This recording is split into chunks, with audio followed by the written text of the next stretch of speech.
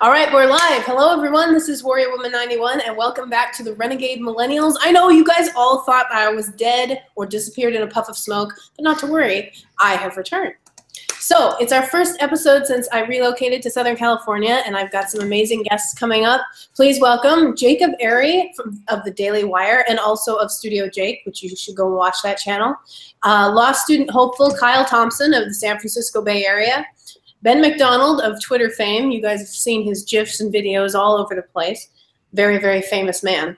And our new guest today, Michael Knowles' producer, Marshall Benson. Wow. Very excited. Wow. Very excited to have you all here today. Now, while I have your time here, I want to give a shout out to our sponsor, LaCroix. If you haven't had a chance to go check out LaCroix, you can find it in almost every grocery store. It's delicious. It's sparkling. Thank you very much. I really appreciate that sponsor shout out. And without further ado, as always, all death threats, memes, and marriage proposals should be directed to the comment section, where I'll be sure not to read them or respond or anything. Any questions you may have, please send to my Twitter account at WarriorWoman91, and if at all possible, I'll try to answer them at the end of the show. But if you don't send them to my Twitter site, then I'm not going to see them. So please don't send them to the comment section, which I know you are all doing right now. Stop doing that. All right, so I'm just going to dive into subjects right here, right now. So for the weekly crisis in the media and politics, Donald Trump made a statement regarding his calls with Gold Star families, contrasting them with Obama and Bush's calls with Gold Star families. This led to a Democrat Congresswoman accusing Trump of commenting insensitively to a Gold Star widow over the phone, and thus the crisis was born. Jacob, why did this story become such a firestorm this week in crisis land? Because the press doesn't have anything to do right now, because the economy is actually doing well. ISIS is on the run for the first time in a couple of years.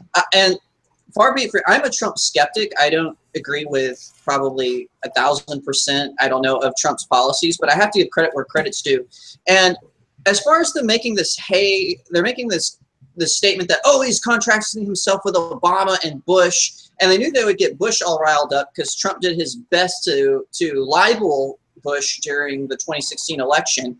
And so that's how they, but really he didn't call them out by name. He just said past presidencies. And so it was definitely throwing down the gauntlet, but they're just pulling in Obama's name because, you know, that's their guy, right? That's the guy the media ordained to be the next president, and they ordained his successor.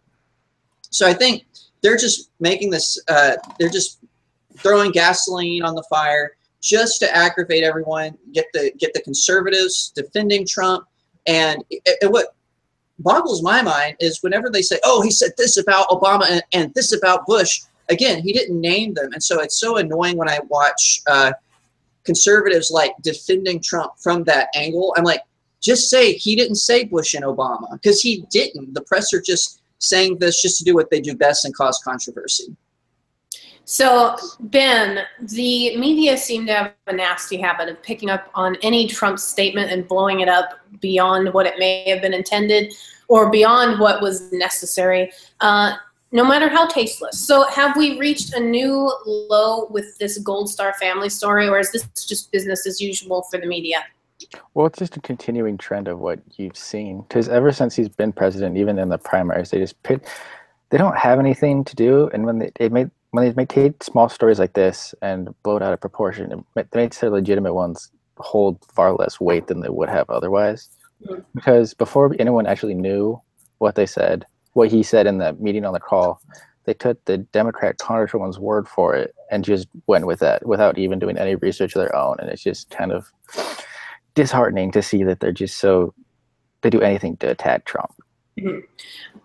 For me, I voted for Trump, but I was as close to being never Trump as you could be without being never Trump. If anybody was following me on Twitter, which 100,000 people were, you'll know that be egotistical or anything, but you'll know that I've been very critical of Trump, except on this issue. I do want to play the video if we can possibly pull that off with the technology that we have here. Let's see if that'll work. I was actually impressed with how he handled all of this. Can we turn it up?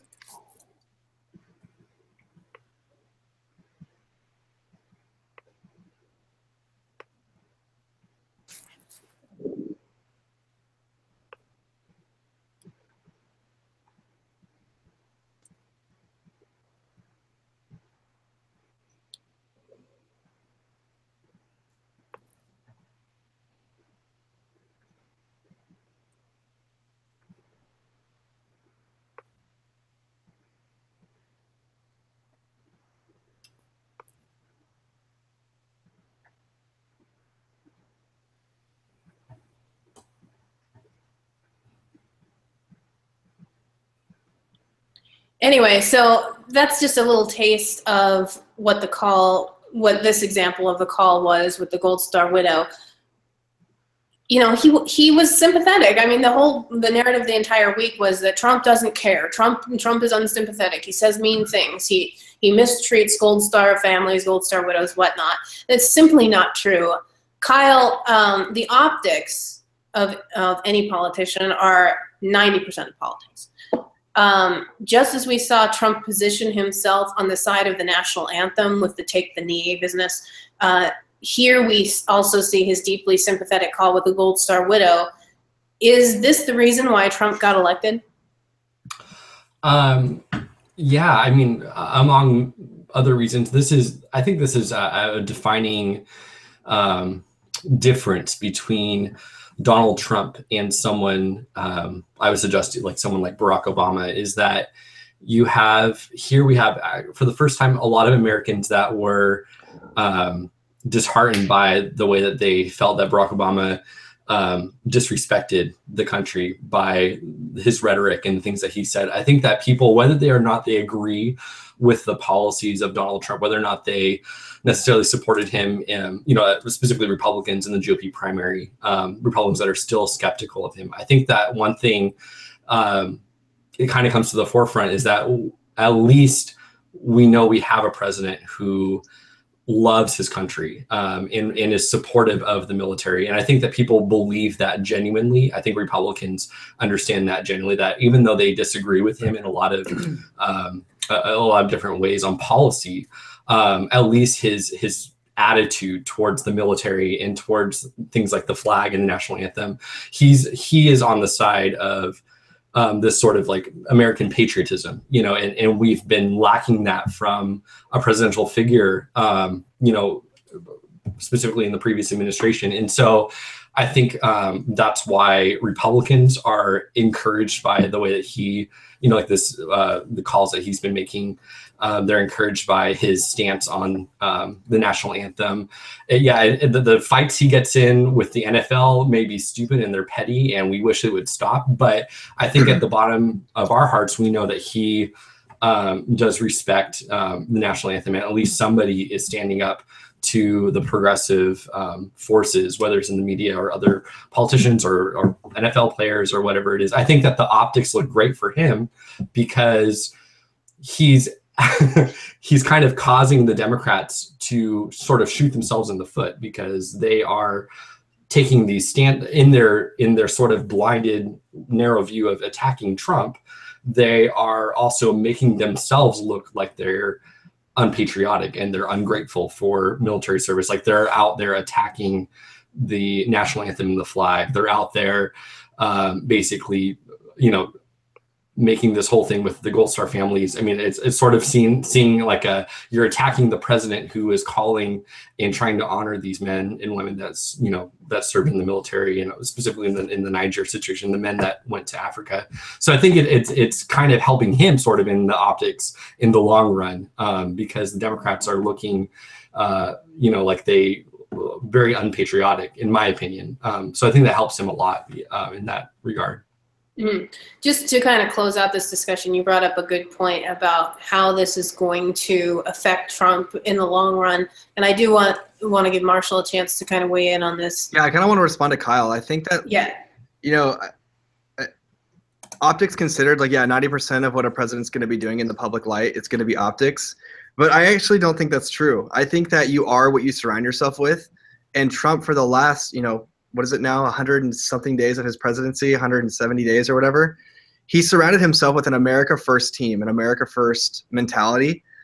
And so with that America First mentality, whether he genuinely had that or not, he doesn't have this globalist mentality anymore where, I think in the past Obama, or who knows if Hillary would have gotten in, would have looked at travesties like this, like Gold Star families who are affected, and would have been like, okay, I'm not that sympathetic to what's going on because I don't even know that I'm 100% behind what they're even doing. But Trump is surrounding himself with people who are only America first initially, and then the world next. And I think by him surrounding himself with that kind of a team, the optics don't matter. I think it's actually sincere, and I think that he actually does support these families because it's an America First mentality. And so I don't think he actually is worrying just about the optics. I'm not saying Trump doesn't worry about optics. Obviously he does. But I don't think in this particular scenario is what I'm trying to say he has to worry about the optics, because I think it genuinely is sincere. I think that the team he surrounded himself with has caused him to probably express genuine, sympathy to these families. Can I just respond? Yep. Yeah, when I said optics, I wasn't saying that was solely what he's focused on. Gotcha. I shouldn't have used the word optics, I guess. I'm saying that even though he has a genuine, it's obvious that he has a genuine care for these families, right? These Gold Star families. I'm saying that from a political perspective, not necessarily he cares about this, but from a political perspective, it's helping him in the long run, like specifically for like a re-election perspective. It's helping him and the Republican Party look in the long run like they're on the side of the American patriotism, whereas these Democrats that are attacking him for supporting standing up for the national anthem and the flag and supporting Gold Star families, they're actually damaging they're tainting their ability to win voters. And that's what I'm saying from a political perspective, even though I do agree with you. Yeah. I think that he genuinely. I thought you were saying that it was being used more often than not as a publicity stunt. Oh, no. It's like, to improve ratings or something like that. But some people, I mean, I think if this was Hillary Clinton, this would 100% be. Yeah. See, that's exactly it. Right. With a lot of other things, I mean, I don't know what Jacob or Ben or Kelly think about it, but with a lot of other things, I think that this would be a publicity stunt for Trump. I think that he does care about optics, but I think on this particular matter, it is probably sincere. I think that Trump is sincere. Yeah, totally.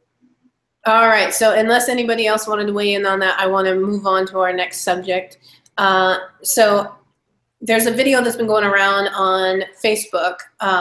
Live Action shared it. I think it was a BBC video. It was a BBC video discussing common misconceptions about people with Down syndrome. One of the statistics posed was that in the UK, even though abortion is apparently illegal after 24 weeks, if a preborn baby is diagnosed with Down syndrome, they can be aborted up until birth, which I'm 100% against abortion anyway. However, that their policy specifically discriminates against people who are disabled, I think is adding even more abhorrence to an already abhorrent act. Marshall, you're going to go first on this one. What's your reaction to this loophole? Well, I know that we talked a little bit about, like a couple months ago, I think, correct me if I'm wrong, but I believe Iceland was on the chopping block for this. Mm-hmm. Iceland was in the news because, they've been systematic with the exact same, kind of policy where you have these late-term abortions of people who are diagnosed with Down syndrome. They systematically, almost completely eliminated any other population that has Down syndrome. And yeah, they said, we've cured Down syndrome. We've cured it. Yeah, exactly. That's right.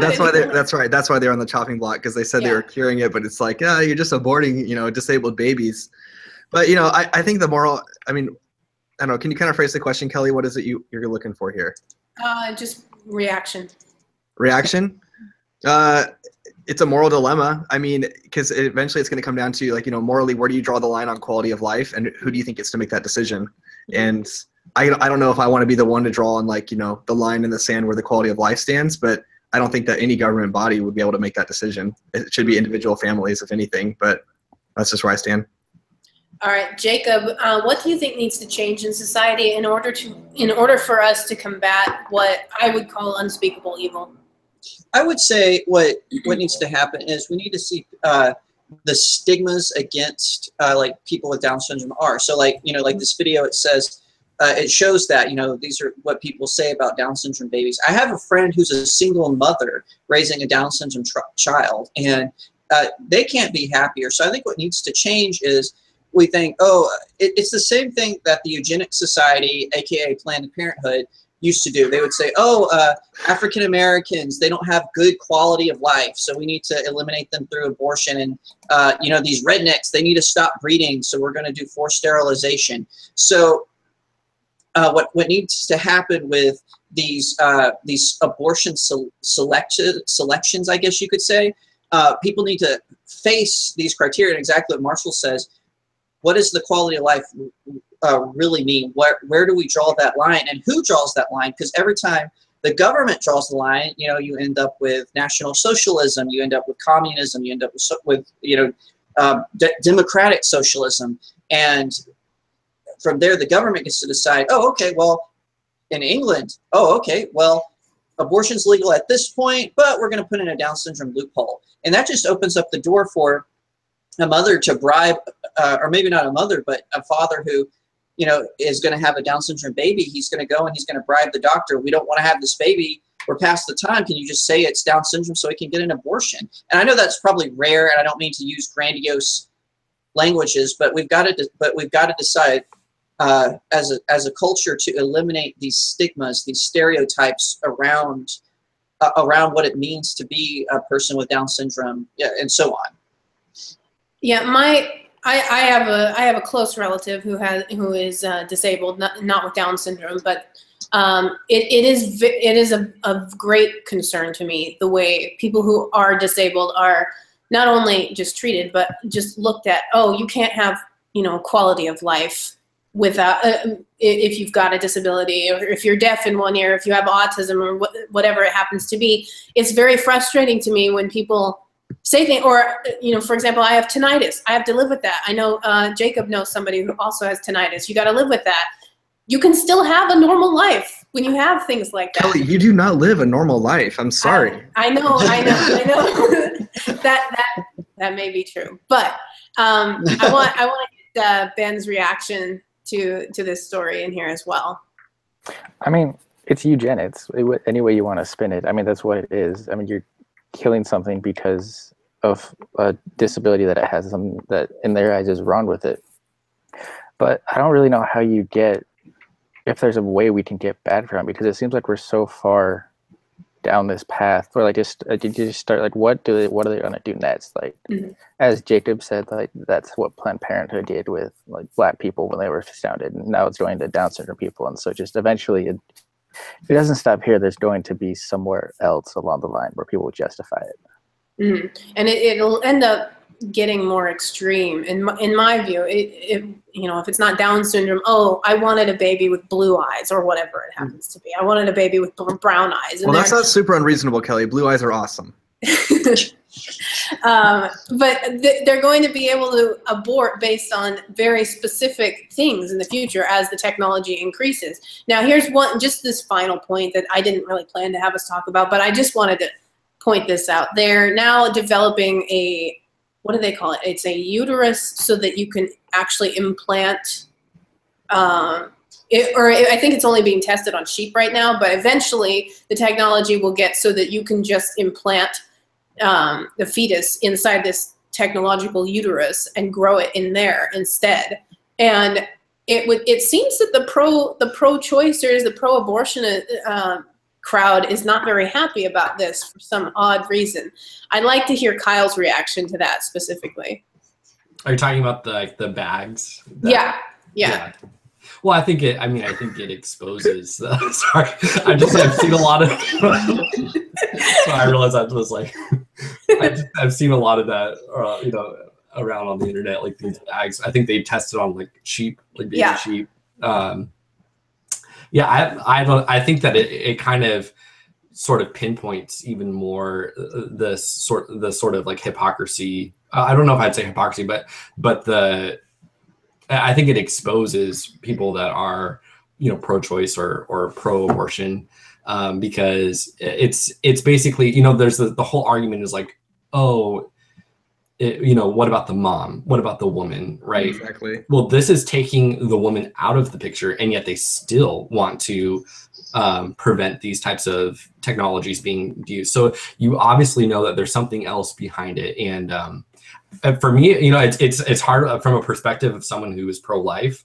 It's hard to like imagine, like, why are people, you know, like they hate babies, I guess. I don't know. I mean, I don't know if that's what it is, but it's just like when you take the woman, when you strip down their argument, then they are trying to basically argue that children don't have the right to live. And so it's very bizarre to me. You know, it's something that I still am trying, for my own personal sake, like trying to understand, you know, this argument. And I think it does go back kind of, Ben mentioned, Planned Parenthood, and it is very much this eugenicism, this progressive idea, this progressive utopia idea of we need to create a perfect society. And even though every progressive politician doesn't say that black and white, I mean, it's always part of, it's like in the back of their mind. It's like they've got, man is wrong, man is imperfect, and we've got to make the perfect society, right? And so I think this is just part of that, right? And and so I think about a lot about Governor Sarah Palin, who her son, her youngest son, has Down syndrome, right? And so in the media during the 2008 presidential election, they just ripped her and the kid apart. I mean, they attacked the kid. The kid is just not even a year old at the time, and he has Down syndrome, and the media is just viciously attacking her and attacking the kid. And it's like, nothing is sacred. Like, not even these children that have certain conditions that need more of our attention and more of our care and more, you know what I'm saying? And so it's just it is shocking to see how the left, like I said, nothing is sacred to them. Like, they don't even care that you've put we can use a bag to save a child's life. They don't want to do it. And to me, it's just shocking. Kyle's right. I think that when you remove this, it's the removal of the sacredness of it is the problem when you break down their argument. And I'm going to sound a little bit like our coworker, Paul Bois, like Vox Day right now. But, when God is at bay, the children will play. And I think that if you break down the left's argument, what they really want is they just want to remove God out of the situation, and they want to play the role of God. They want to determine when they can bring – I'm getting a call here. When they can bring – man wants to play the role of God. When they want to choose when they can bring life into this world and when you don't. And that's not how it works. Right. All right. So I think that's a good place to stop with that topic of conversation. For our last topic, we're going to be talking about the Harvey Weinstein scandal a little bit, which is my least favorite thing to talk about. It makes me ill. Obviously, the man has been accused of numerous accounts of sexual harassment, assault, rape, all kinds of horrible, fake news. Oh, well, what can you do? But what I want to discuss is the way these incidents can be prevented in the future, because I get tired of hearing story after story after story after story, and then nothing's done about it. And then we're not going to, Harvey Weinstein has walked out of rehab after 1 week, and I guess he didn't. Well, I'm not surprised. He didn't take any of it seriously. I want the man locked up and horrible things done to him. Jacob, do you think that the #MeToo campaign is a worthwhile endeavor, or is it just watering down the issue, as my contention is? I don't think it's watering down the issue, but I do think its intentions are too broad. So, like, everyone's doing #MeToo if a guy winked at them or was a jerk and catcalled them. That, to me, so I do think its intentions were noble, but then it just expanded from women who had been legitimately sexual harassed, to say Rose McGowan, to women who just were like, a construction worker yelled, "Hey, baby," as they walk down the street. That's not harass. It's a dude being a jerk, but it's not harassment, and it's certainly not rape. And so I think that we need to show a distinction with this Me Too, and this is a part of third wave feminism that I think where their message breaks down is they want, anytime a man does something that according to them is out of line, they just explode and they just mix it all in with all this with all this other stuff. So I think how we stop Harvey Weinstein is not with a #MeToo, but brave women like Rose McGowan and Kaya Jones, and even guys like Corey Feldman. They need to be brave and start sharing their stories, because when Elijah Wood basically said, "Hey, if it wasn't for my mother, I would have been another victim, just like my colleagues." But what happened? The media went crazy over him, and he had to retract. How dare you say this thing? Yeah. Well, it's just like Barbara Walters when Corey Feldman was on The View. Barbara Walters was like, I remember this clip. Oh yeah, it was horrible. She's like, "You're calling out an entire industry." Yeah, she said, like, you're gonna dismantle this entire industry. Yeah, good. Maybe it needs to be dismantled. I mean, the artistic snobbery of Hollywood is basically what kept people like Harvey Weinstein in power, and that's a rabbit trail I won't go down. But I think that we need to, as the consumers of Hollywood, we need to back up and we need to say, no, I don't believe you, Mrs. So-and-so, who just got winked at, but I'm going to support people like Rose McGowan, Kaya Jones, Corey Feldman, who obviously were real victims. They had real things happen to them. I think we as a consumers need to not just let this scandal go by. We need to support them.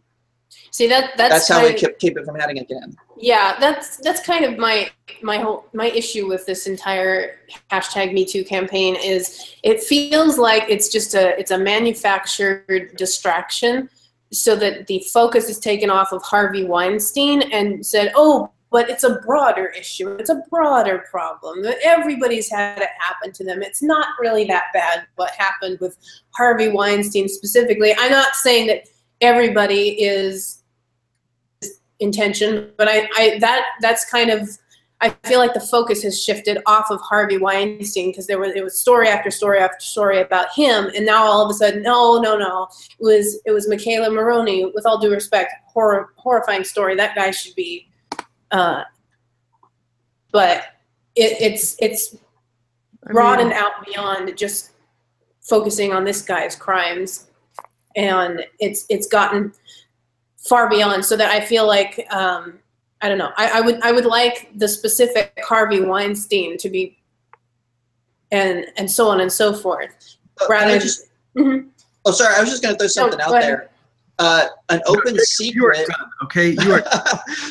No, I just want to throw this out there while we're talking about this. I almost forgot. An Open Secret, which is a documentary about this. It specifically focuses on child actors.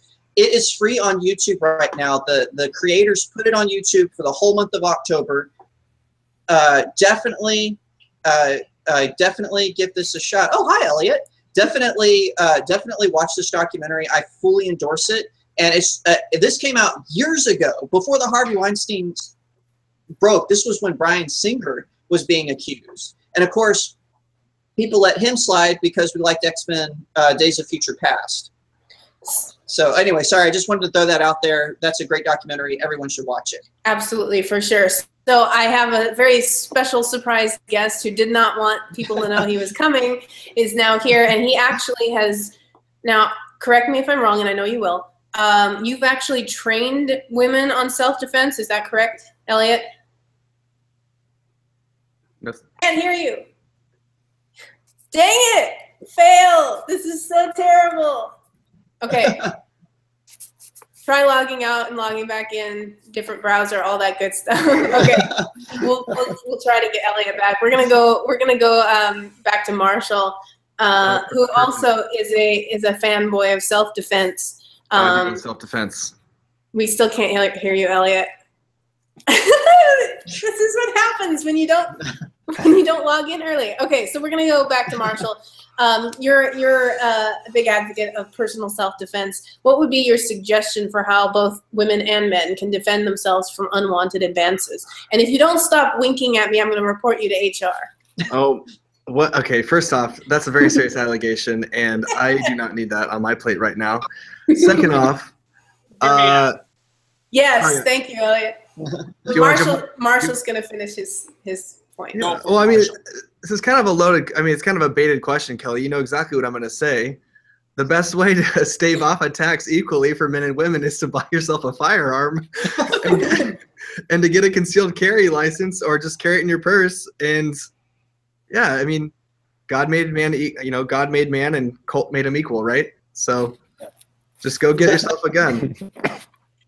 All right. So now that we have Elliot back, Elliot, same question. No, he's gone. Oh my gosh.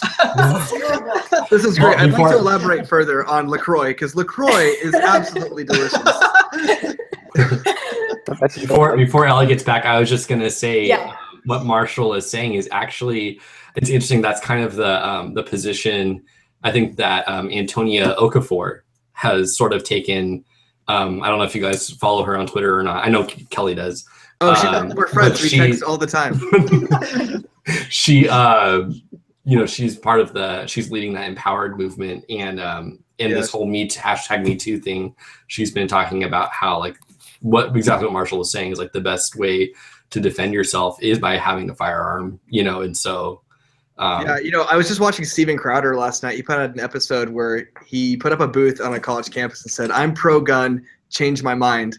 And a woman sits down with him and she's going off about like so cringy. Yeah, it's really cringy. It's really uncomfortable. Crowder's like getting uncomfortable. I can't watch it because it's just ridiculous. But he leads the questions on enough to where it gets to the point where like she has to admit like, oh, I should probably have a gun. Like that's the only thing I can do to make things equal. I need to get a gun. And anyway, go on. I know Elliot's here, so take it away. Yeah. So, yes, we can hear you.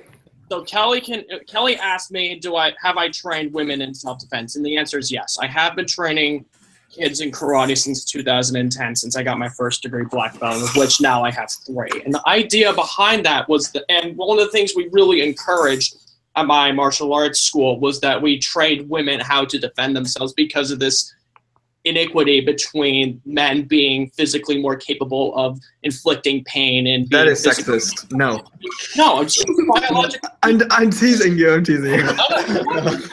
That's how biology works. We were the ones who were out there hunting and going to war against all these different tribes who wanted to kill our families. And women were historically and biologically, they were at one point bred to being mothers, caretakers, and harvesters. But nowadays, we come to a point where women have an equal opportunity to take up various forms of sport.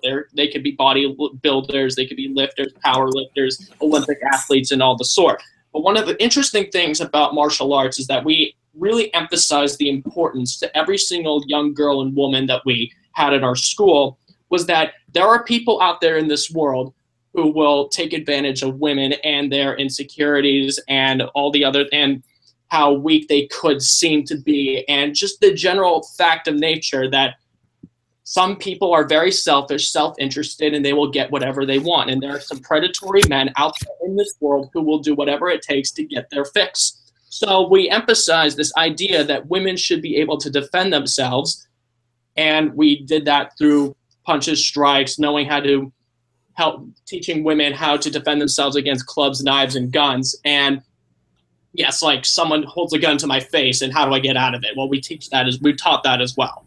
And the point of that is that as long as women are going to be victimized, unfortunately, by these scoundrel men, and no matter how many times you teach men, tell men do not rape, there are some scumbags in this world who will act accordingly and act in a manner that is completely contradictory to our Western civilization of giving people individual liberty and their rights to life, liberty, and property without due process of law, etc. So one of the important things that we have to understand when it comes to self-defense and also the Second Amendment, Marshall, I think you're on point here, is that you need to try to give women as many opportunities as possible to defend themselves and know how to defend themselves. And that really takes a certain amount of empowerment that we have to teach these young girls. And and hopefully when we all are parents and we have daughters of our own, one of the things we have to emphasize is that our sons may be athletic individuals and could overpower them, but there are ways that our daughters and all other women can fight back against those who wish to take advantage of them. And it's changing the mindset of really trying to empower women and not teach them to be victims, but rather that they are empowering individuals who can do everything possible to make themselves feel equal in a place where men, unfortunately, will continue to be disgusting. I think that says it all. I want to make sure that Kyle and Ben, I'm going to start with Ben, get to weigh in on this. I also want to kind of bring it back to the Harvey Weinstein thing. What are your thoughts on what Elliot brought up about self-defense, and not just for women, but also for men? And also, do you think there will be any significant change in Hollywood after these Harvey Weinstein allegations, or will it just go back to business as usual? So first thing, I think Elliot and Marshall pretty much know that, so I'm just going to let them speak for that. But then I don't think much will change, actually. I think Harvey Weinstein, like obviously he probably won't work at all, but they knew about this for decades and they didn't do anything. They did. When you have Roman Polanski, who had already fled the country for raping a girl, staying innovation, like at this point they're just pretending to care about the situation, which has gotten so out of hand. So I think once the Weinstein stuff blows over, they'll just go back to Unless more, there's like, you see Rose McGowan speaking out, but unless there are more people like that speaking out about the problems that they have, then I just think it'll go back to what it was. I agree. Unfortunately, Kyle, same questions. Yeah, I would just say that, I mean, I think a good example of, I agree with Ben. I don't think it's going to go back to normal. I think it's going to be, Hollywood will stay the same. And the reason why I say that is because look at Bill Clinton.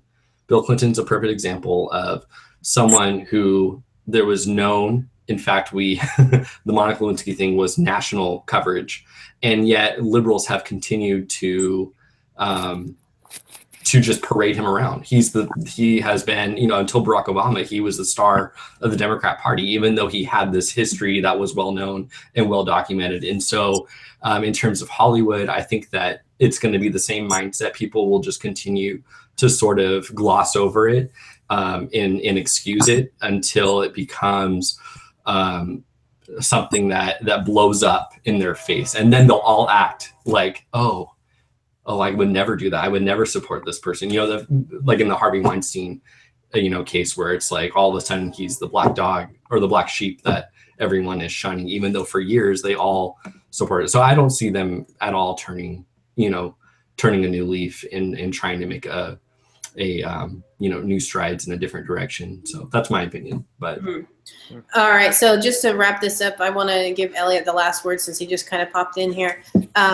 Elliot, what are your thoughts about Harvey Weinstein, and will there be any change? Do you agree with the other guys? It's just going to go back to business as usual? I think that more or less a lot of these things have been known for a very long time. The casting couch culture has been a pervasive, institutionalized thing in Hollywood since the very beginning.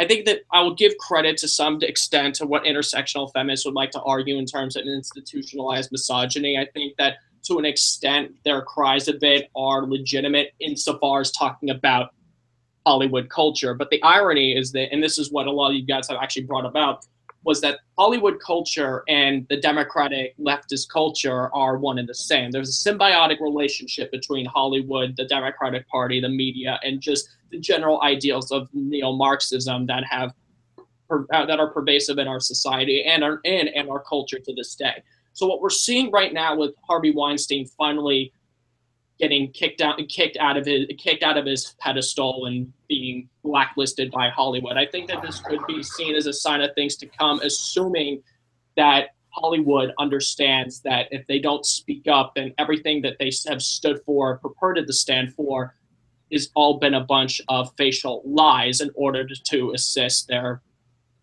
friends in powerful places, mainly the Democratic Party and within the media.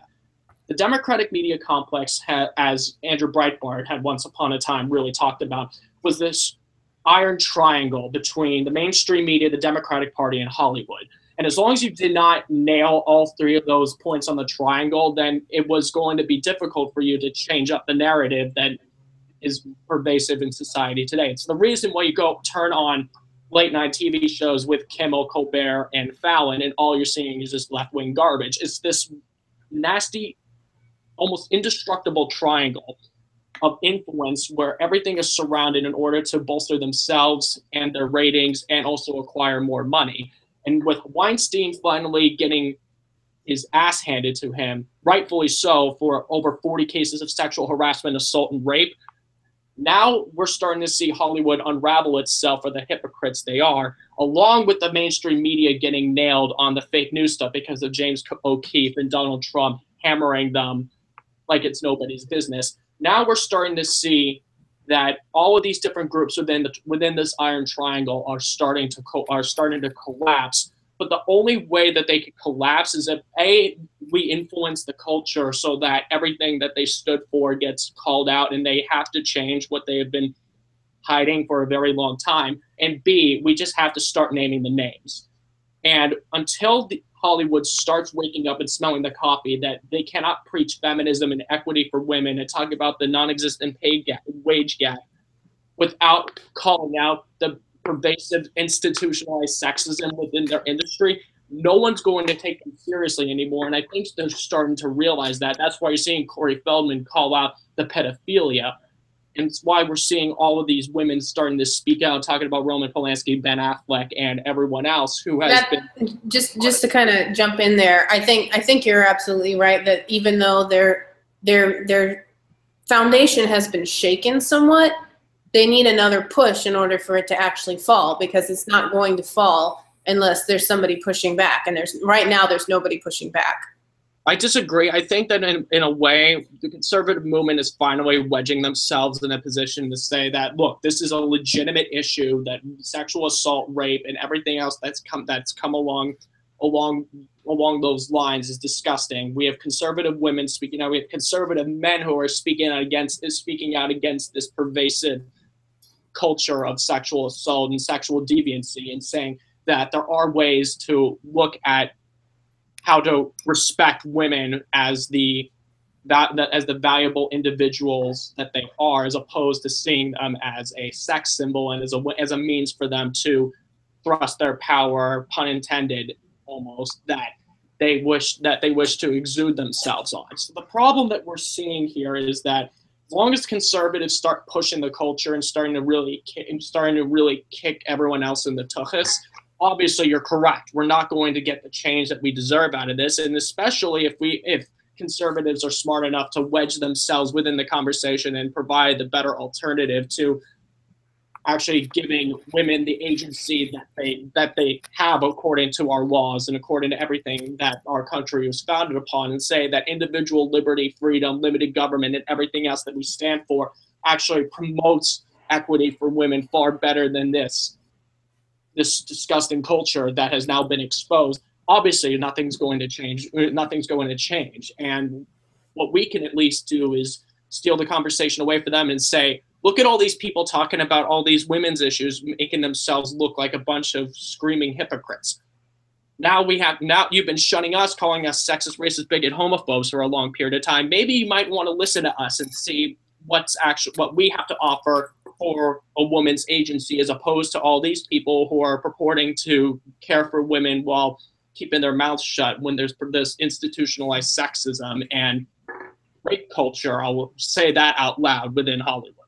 Absolutely. All right, so we gotta wrap up the show, but as most of you know, at the end of all of my shows, I give shout outs to 3 Twitter accounts that I am a fan of. And for my 3 shout-outs, I'm going to give a shout-out to Courtney Scoffs from Louder with Crowder. She's amazing. I know her personally, and I'm such a huge fangirl. I can't even tell you guys. At Inez Stepman, also a wonderful writer. I believe she's over at The Federalist. I really want to have her on my show coming up soon. And another one of my business colleagues at Ronak Kallianpur, Kallinpur. He's a fellow Twitter person from IJR. Definitely go give him a follow. And let's start with Ben McDonald. Who are your 3 shout-outs for today? Let's see. We're at CE Mari, at Pardis Sohei, and at Bandler's Banter. Oh, that guy. That guy's a jerk. We don't like Bandler's Banter. Elliot, who are your 3 shout-outs?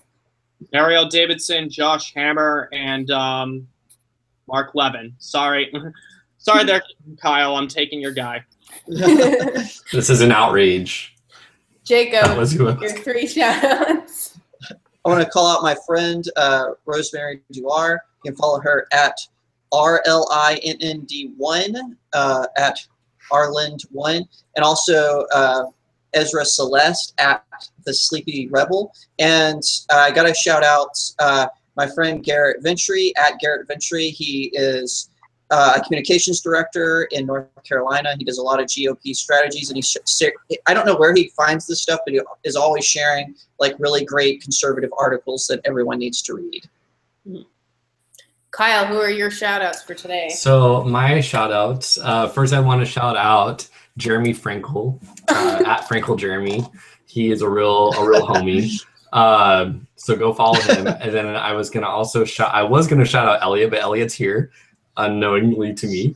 But I'm gonna shout out Cassie Dillon. Go follow Cassie Dillon at Cassie Dillon.